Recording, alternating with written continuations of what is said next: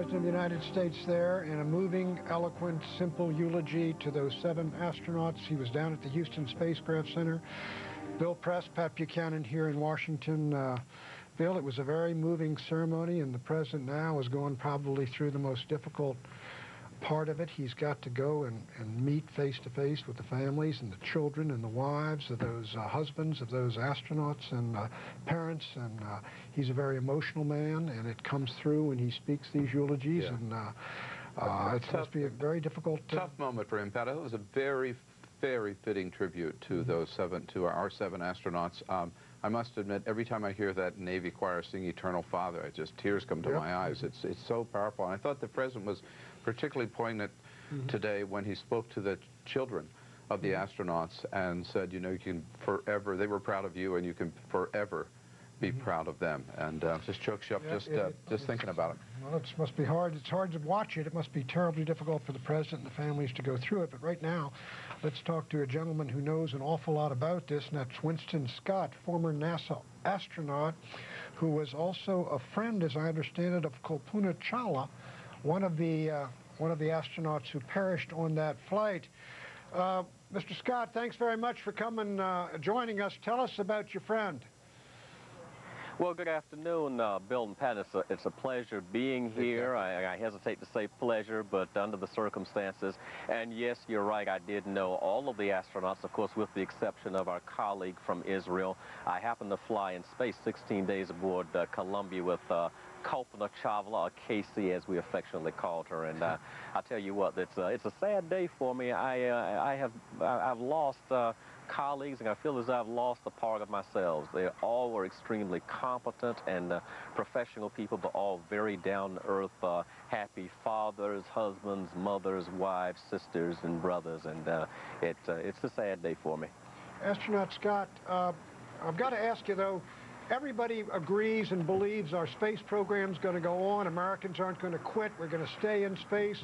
We're going to conquer it.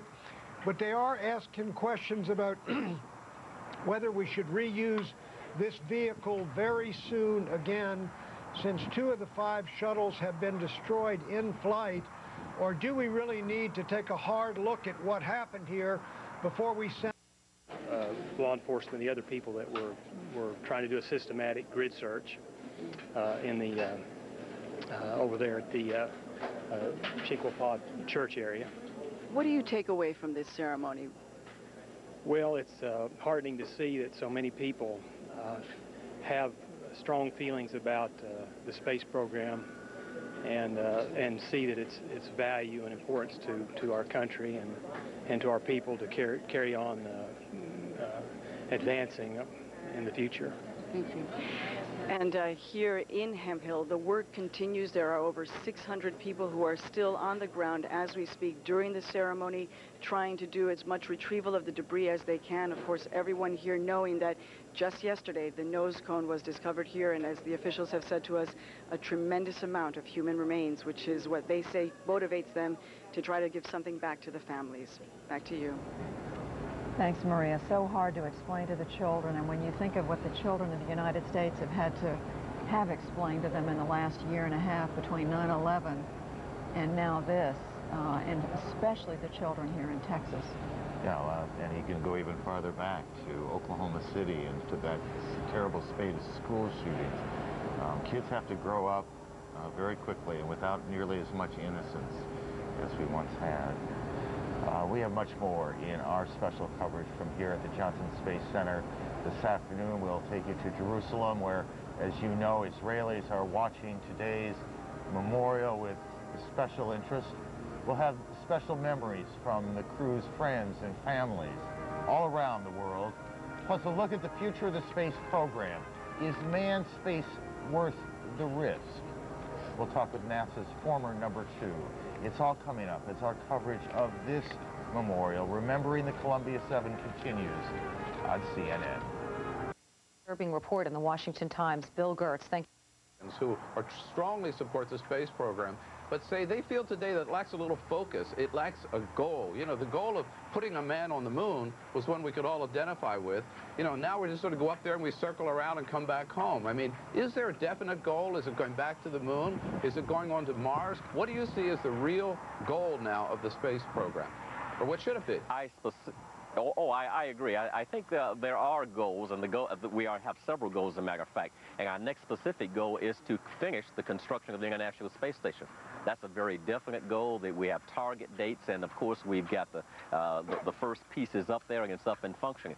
So we complete the International Space Station, and after that, then it's either back to the moon, then Mars, or on to Mars and back to the moon simultaneously. But the next clear and definite goal is to complete the International Space Station. I think that's a fine goal, a plausible goal, and I think that's where NASA is marching. Captain Scott, how long, though, would it take? I mean, if you're going to have a project to go back to the moon again and go on to Mars, how long would it take before you could land on the moon, or certainly land on Mars? We're talking decades there, not years, aren't we? Well, to go to Mars is certainly decades. Back to the moon, and this is me talking, probably a decade or less. One thing that we have to remember is we know how to go to the moon. We've already done it. What we'd have to do is build and test the vehicles to make it happen.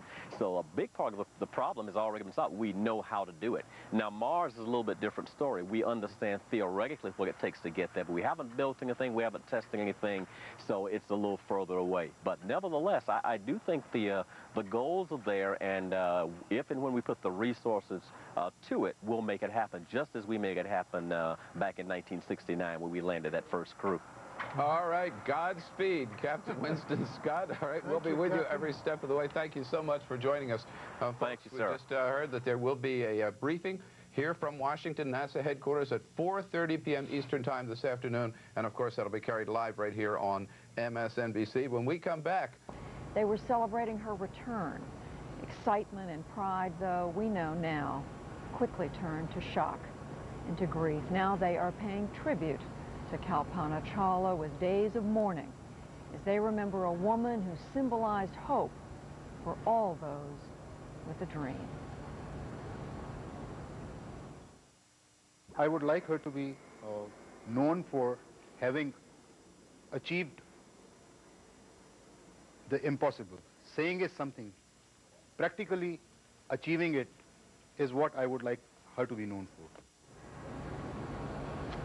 Chawla's family remembering her best of all. Miles, to you.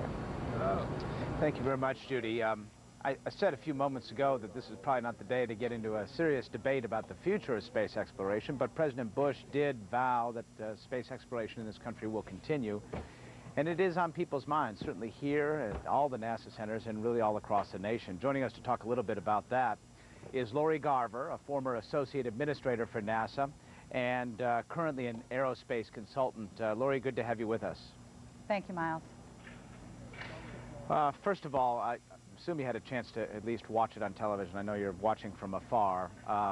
Did the president, did the speakers hit the right notes?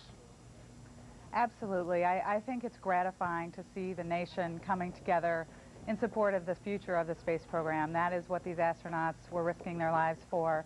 And I think for all of us in the space community, it's tremendously emotional but gratifying to see our leadership and President Bush pledging to move on. You know, it comes at a time when there was so much talk about tourists in space, civilians in space.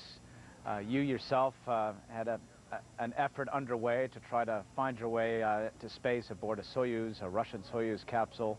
And couple that with the fact that NASA was ready 17 years after Challenger finally to fly teachers once again on a regular basis. Does all that now go to the side as NASA focuses on just flying safe missions? Well, I think certainly in the short term that is the case. The Russians have already announced they will most likely not be flying tourists in the near future. The vital asset of the Soyuz up and down to the space station will need to be utilized by the international parties and agencies involved in the space station. But over the long term, I think, again, because the nation's leadership is already recommitting ourselves to the future of human space travel, that future is still bright. It's up to the American people now to decide, and our leadership, where they want NASA to focus those resources on human spaceflight, but the discussion will certainly take place. Well, you've been inside NASA, and you know what it's like trying to get the resources out of Congress, ultimately the American people. NASA oftentimes has a hard sell in its hands because it is the ultimate in discretionary spending, after all. Is it time to make a bigger commitment? Or, in other words, sort of a fork in the road, either close up shop or make a bigger commitment? Well, you know, it's a challenge, but it's also one of those things that the government does best. The space program is something that we can all look to and be proud of for our country, and I think that's what we're seeing these last few days. It's a time to recommit ourselves. The $15 billion NASA budget is a significant amount to do wonderful things in space that we've seen, but we shouldn't be penny-wise with our space program, and if an outcome can be positive from this, that would certainly be one of them.